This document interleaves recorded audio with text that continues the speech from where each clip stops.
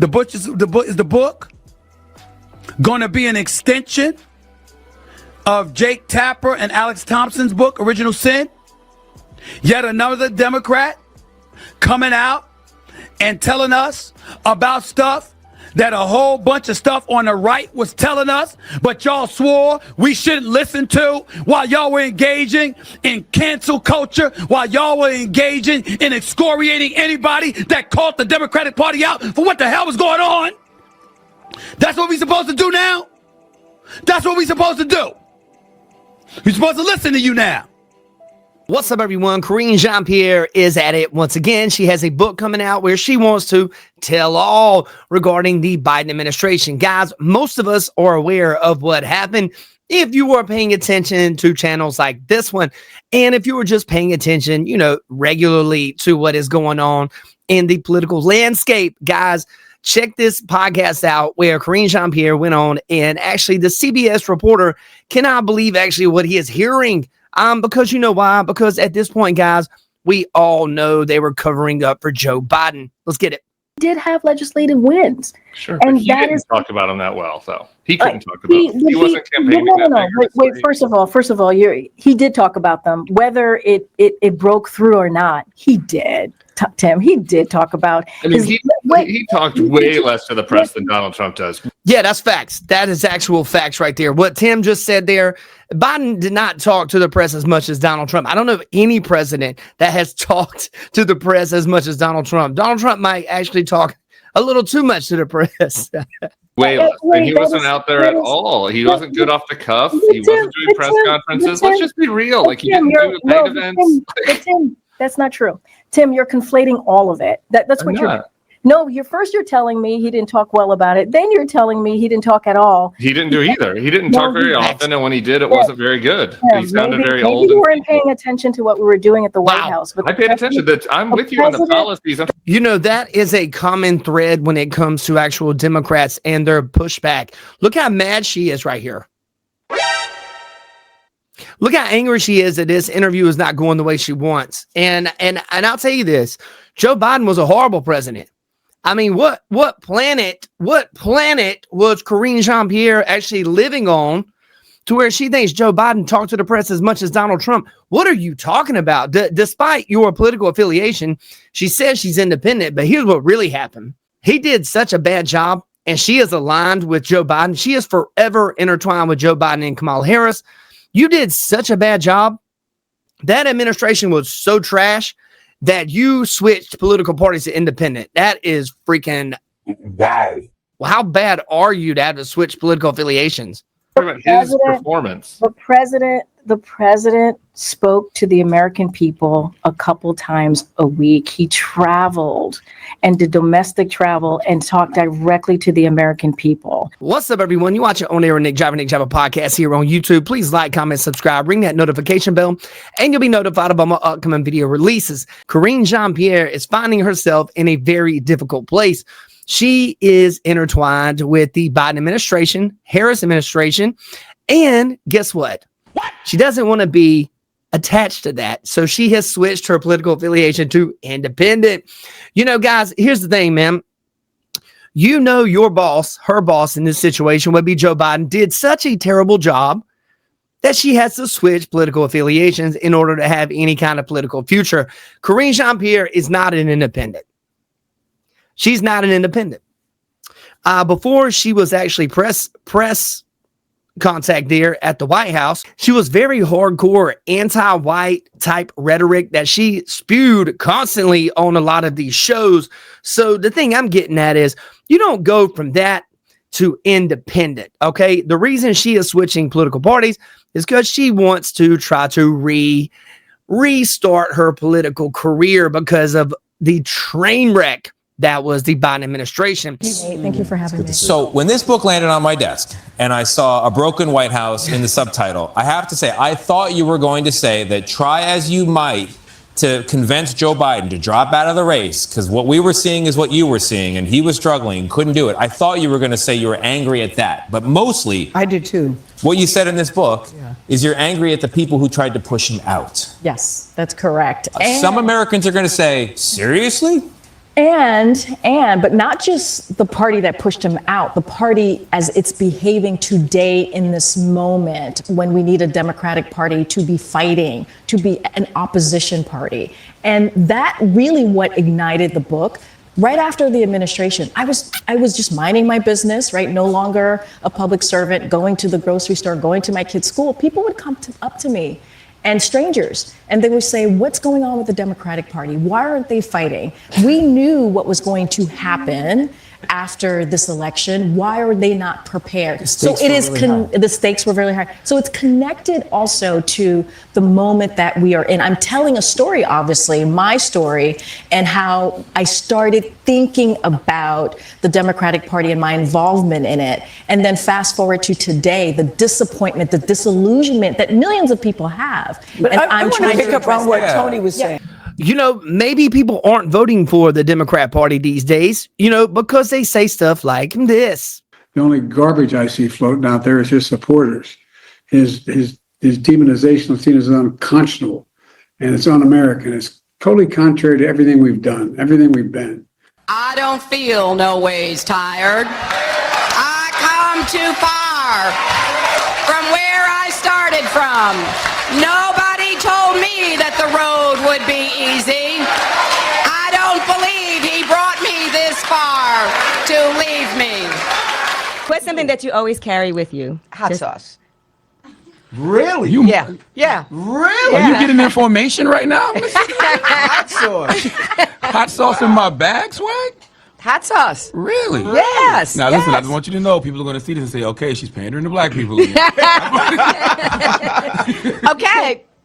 Is it working? Is it working? Is it working? Long way until November. We got more questions. You got more questions, but I tell you, if you have a problem figuring out whether you're for me or Trump, and you ain't black, and you ain't black, and you ain't black. Yeah, guys, not to get too far off topic with this, but this is why you do things like this. And then, you know, let's get back into the actual Karine Jean-Pierre situation here with this book that she's promoting. We all knew you were lying the entire time. We all knew you guys were covering up things. We all knew Joe Biden was sick. Well, most of us did. And the crazy thing is you have a blowback on MSNBC with people like Joe Scarborough and people like herself, like yourself, Karine Jean-Pierre. You know, and Jake Tapper, all of a sudden, he wants to release a book. Is this the new Democrat strategy?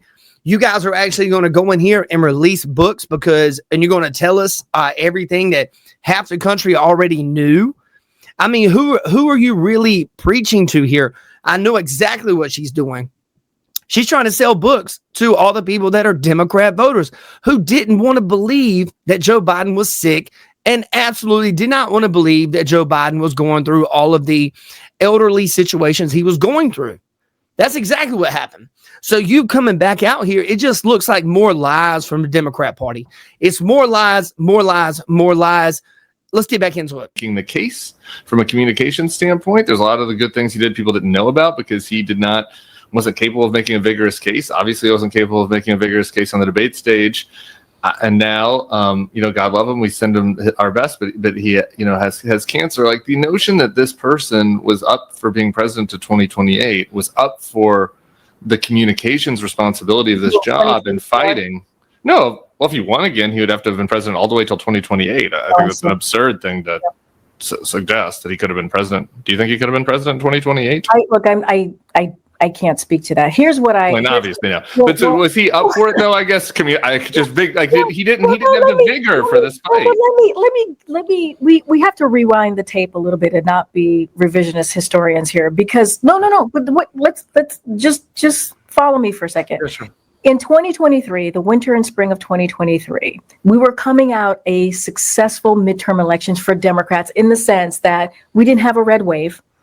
And it was seen as one of the most successful first. You lost the House, right? No, but remember, it was supposed to be a red. I'm not saying. Yeah, exactly. You lost the House. It's like these Democrats, like Karine Jean-Pierre. Not all Democrats. I'm not talking about all Democrats, but I'm talking about people that are in the Biden administration and people that thought Biden was not sick. I'm talking to these people right now. Everyone knew except you that Biden was unable to be president. So the idea that Karine Jean-Pierre can come out here and sell a book and people can just be like, oh, well, I'm glad she finally told me this. I had no idea. How did you have no idea? Half the country was telling you that the dude was unable to be president, but your hatred over Donald Trump made it to where you could not see clearly.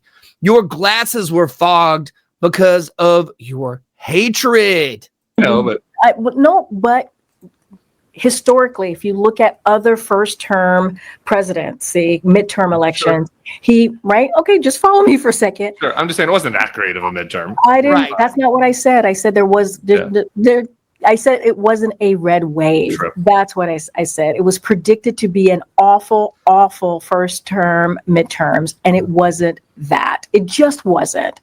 And the reason why was because. So a win for her is them losing the House.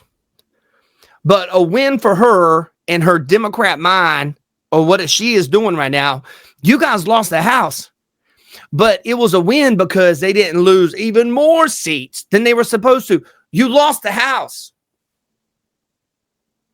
It's like, I don't understand these people, man. I do not understand people that have this kind of train of thought. Because Democrats in their districts, in their state, were able to tout what we had been able to do as an administration. And that is also really important. We cannot forget that. Arguably, right? Not even arguably, objectively, this president had a pretty successful couple of years as president. And he got that done because of his experience. And now we're still in the spring, the winter spring of 2023. He was the only person to have beaten Donald Trump, still is. And people in the Democratic Party, leadership in the Democratic Party, were actually saying that he should run for re-election. So we have to look at the time when he made this decision. That was the time that he made the decision in 2023, early 2023. And so that is one of the reasons what came to his mind, I believe, I never even talked to him about it, but those were the facts that were happening in that time. All right, guys, in conclusion, I will say this. I don't think this book is going to be good. I don't think this book is going to tell us anything we don't know. I don't think this book is going to be some sort of eye-opening, mind awakening gem that's going to make people go, oh, I never even thought of that. The whole concept and the idea that the Biden administration with Kamala as VP, they did so much dirt. And you guys, this is the only time in my lifetime I've seen a party try to take a presidential candidate off of the actual ballot. They try to take Trump off the ballot in several states, New York, Colorado. Guys, go back and look at my old podcast. I covered all of this stuff. When's one time the Republican Party or Libertarian Party or Independent Party tried to take a Democrat off of the election, the general election? That's totally freaking insane. And on top of that, you lied about the Hunter Biden laptop story. The Russiagate stuff was a hoax. We know that. The Biden administration, along with Harris, went to social media companies and told them to silence conservative or dissenting voices that had different things to say than them. Guys, I could list 100 things that happened under the Biden administration. I don't understand why Karine Jean-Pierre thinks it's a good idea to go out here and sell a book, other than the idea she's trying to save her own hide, man. Her political career is probably coming to an end because of how terrible, the Joe Biden administration actually was, along with Kamala Harris. I don't know. I think it's over for Kamala Harris. I think it's over for Karine Jean-Pierre. She might have a little bit more of a chance than, let's say, Kamala Harris, just because of the fact she's like a commentary person. So people don't hold her 100% accountable like they do Biden and Harris. But you guys let me know in the comments what you think about this. Let me know if you like this video. Let me know what topics you would like me to touch on. Hope you guys have a blessed and wonderful day. Take care. And if anything, guys, just remember, at the end of the day, we're living in a great country, and love one another, because despite all of the politics going on in the world, the most important thing is your family and the people you love. Talk to you soon.